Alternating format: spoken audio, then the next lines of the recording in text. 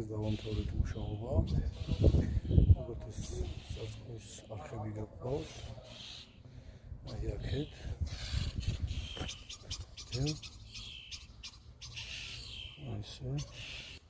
ესე მიდის, უბრალოდ მიწას კვეთილას ამოვიღებთ. ესე წეს დაარტყავს და აქ დადგება სპინტლერები. კუთხეში, შუაში, ბოლოში.